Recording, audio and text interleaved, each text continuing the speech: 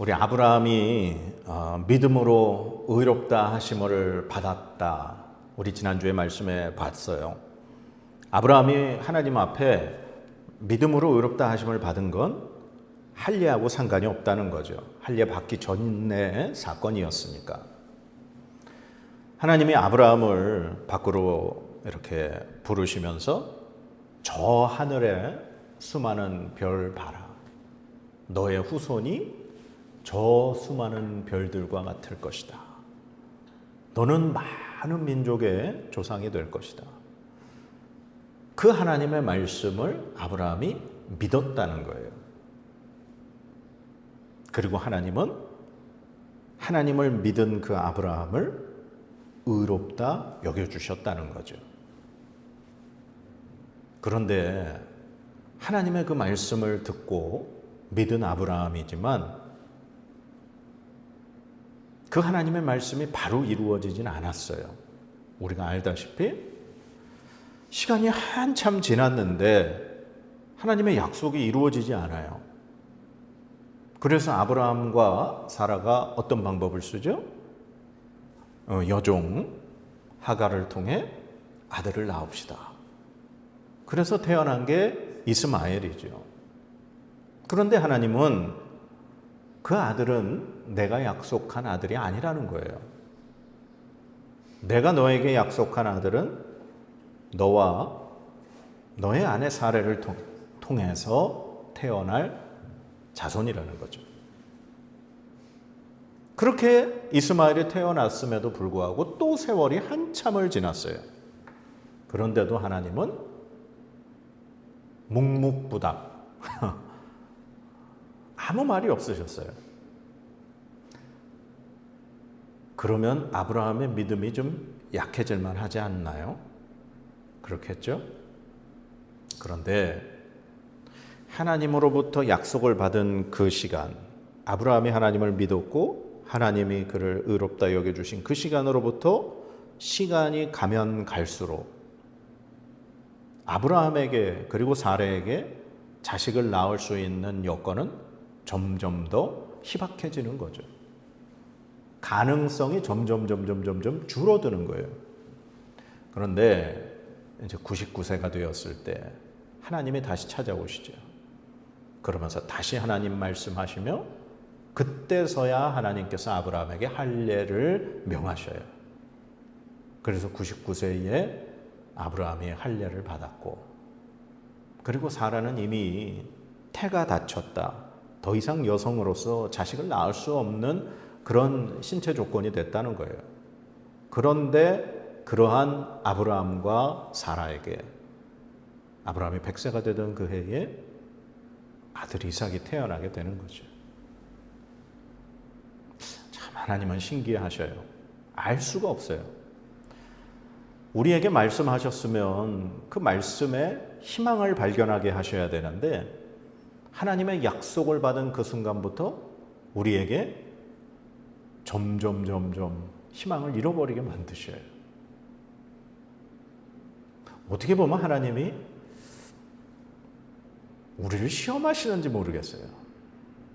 그 기간 동안을 지내게 하시면서 너 그래도 나를 신뢰해? 마치 아브라함에게 하나님 말씀하시고 오랜 시간 아들을 주시지 않고 기다리셨던 것처럼 말이죠. 그래서 오늘 본문 말씀에 4장 19절 20절 한번 읽어볼까요? 시작. 그가 100세가 되어 자기 몸이 죽은 것 같고 사레의 태가 죽은 것 같음을 알고도 믿음이 약하여지지 아니하고 믿음이 없어 하나님의 약속을 의심하지 않고 믿음으로 견고하여져서 하나님께 영광을 돌리며. 아멘. 예. 이미 100세가 되어 자기 몸이 죽은 것 같고 사라의 태가 죽은 것 같음을 알고도 믿음이 약하여지지 않았다. 이게 바로 아브라함의 믿음이었고 하나님이 의롭다 여겨주신 아브라함의 믿음이었다는 거예요. 그러니까 자기의 지금 상황을 보면, 자기의 아내의 신체적인 조건을 보면 이건 도저히 희망을 가질 수 없는 절망의 상황이죠. 도저히 우리가 알고 있는 이 세상의 법칙으로는 불가능한 상황에 점점 더 놓이게 된다는 거예요. 그러나 아브라함은 그 불가능한 현실 앞에서 누구를 붙잡았어요? 하나님을 붙잡았다는 거예요. 지금 이 현실은 불가능하지만 나에게 말씀하신 그 하나님은 가능하시다. 그 하나님을 신뢰하는 그 믿음이 하나님 앞에 의롭다 여김을 받은 거예요. 그 하나님이 어떤 하나님이었느냐? 그게 이제 17절에 있는 말씀이에요. 17절 한번 읽어봅시다. 시작. 기록된 바 내가 너를 많은 민족의 조상으로 세웠다 하심과 같으니 그가 믿은 바 하나님은 죽은 자를 살리시며 없는 것을 있는 것으로 부르시는 이시니라. 아멘. 우리 하나님은 죽은 자를 살리시는 하나님이에요. 우리 하나님은 없는 것을 있는 것으로 부르시는 하나님이에요. 그래서 하나님이 이 세상을 창조하실 때 말씀으로 창조하셨어요. 빛이 있으라 하심에 빛이 있었어요. 하나님은 그 아무것도 없는 혼돈과 공허와 무질서가 있는 가운데 하나님은 말씀으로 그 없는 것에서 있는 것을 부르셨다는 거예요. 그분이 바로 우리가 믿고 신뢰하는 하나님이라는 말씀입니다. 아브라함은 어떻게 그런 하나님을 신뢰할 수 있었는지 모르겠어요. 그런데 가만히 보면 그가 그 하란에서부터 하나님의 말씀을 듣고 그 말씀을 따라 가나안 땅까지 오게 되고 우리가 살펴봤지만 그가 여러 가지 애굽으로 내려갔다가 또 전쟁에서 조카를 구해오는 이런 모든 하나님과 함께 경험한 그 삶을 통해서 아브라함에게는 하나님을 향한 신실한 믿음이 생겼는지 모르겠어요. 그 하나님만을 의지하고 신뢰하는 그 믿음이 하나님이 받으시는 믿음. 그래서 하나님이 그를 의로 여겨주시는 믿음이 되었다라고 하는지 모르겠어요. 제가 목사가 안 되려고 10년 동안 세상에 살다가 이제 다시 하나님의 때가 됐나 보다 생각하고 목사가 되려고 이제 준비를 시작했죠. 이제 하던 일도 직장 그만두고 그러고서 이제 준비했어요. 근데 그때 내 생각은 이제 목사고시를 다시 봐야 되니까 목사고시를 보려면 이제 어떤 교회에서 전도사로 이제 사역하면서 거기서 이제 속해야 목사고시를 볼 수 있죠. 그래서 이제 이력서를 몇 군데 넣었잖아요. 근데 나이가 많다고 그때가 벌써 이제 40대 후반에 되었으니 다 교회 이력서를 낸 교회들이 연락이 없던 거죠. 심지어는 부산의 큰 교회에 친구가 담임 목사로 있는 교회에 이력서를 넣었는데 그 친구가 연락이 와서는 야, 나이가 너무 많다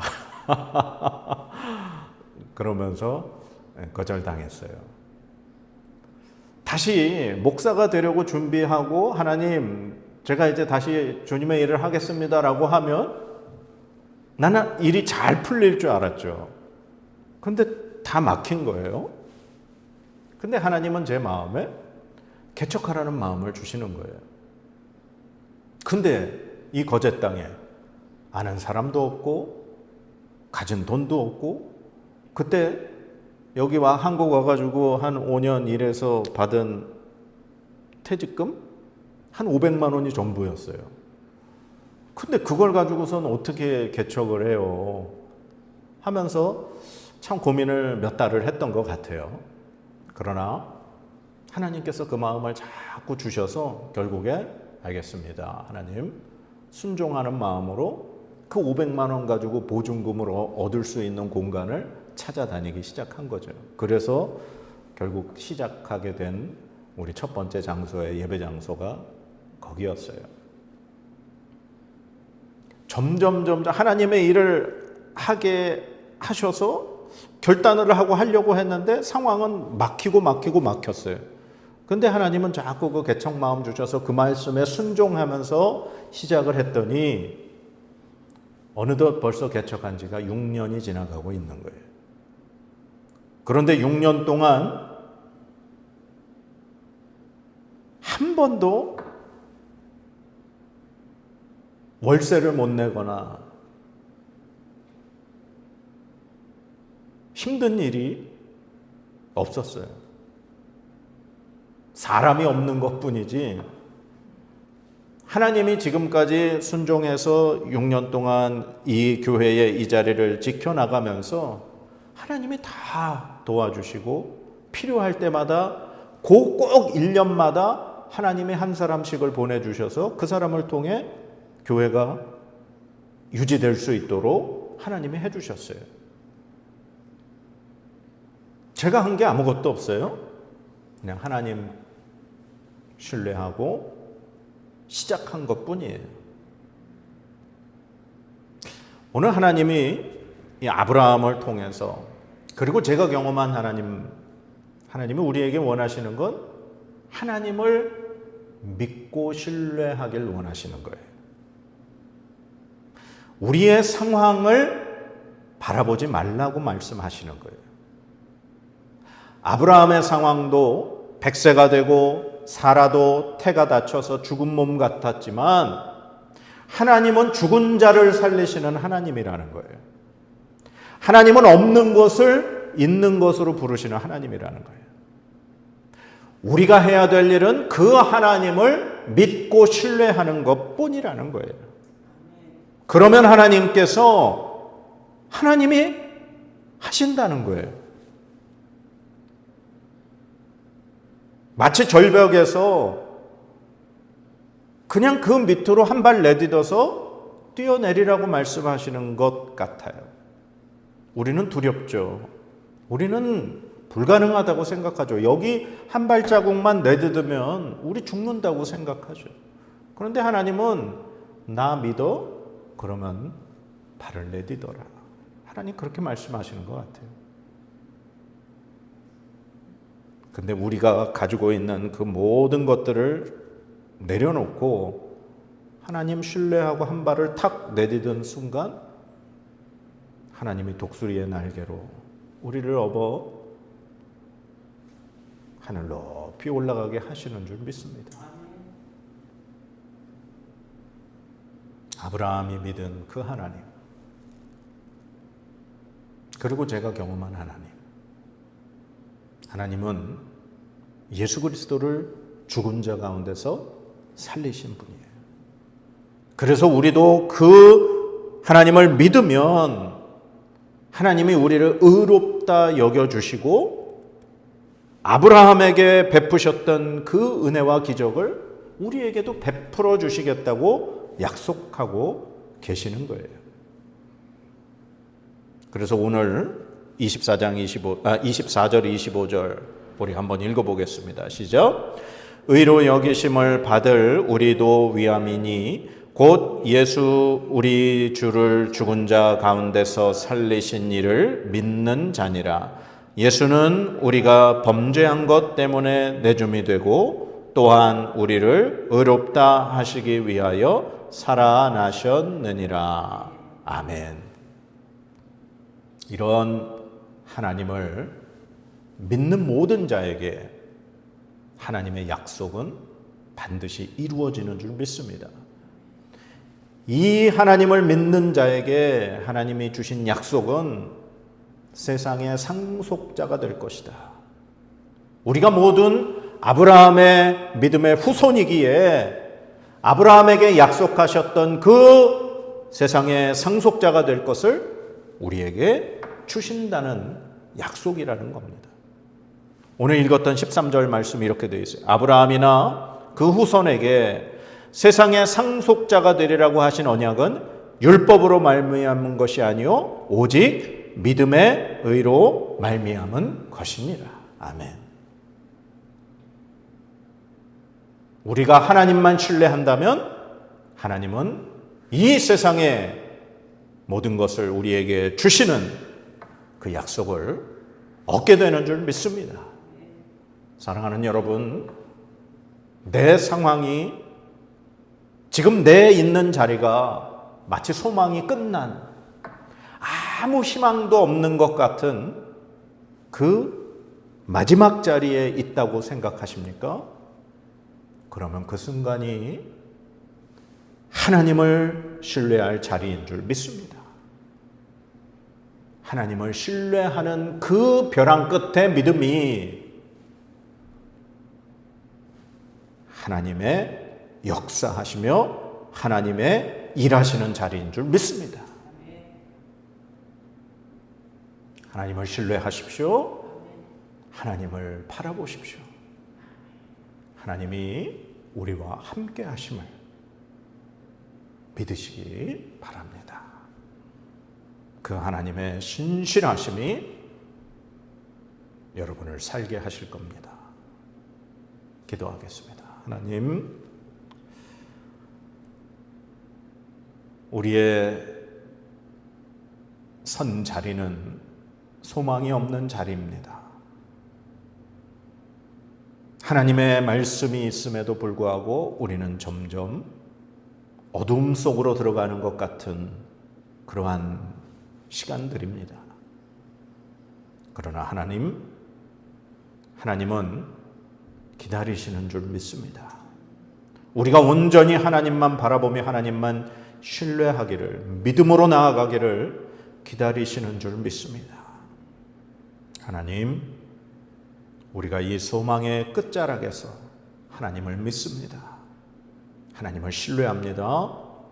하나님, 우리를 건져 주시옵소서. 하나님, 이제 하나님의 일을 시작하여 주시옵소서. 그래서 우리가 하나님을 경험하며 더욱더 하나님과 함께 살아갈 수 있는 하나님의 백성, 세상의 상속자들, 믿음의 후손들 되게 하여 주시옵소서. 감사와 영광을 올려드리며 예수 그리스도의 이름으로 간절히 기도드립니다. 아멘.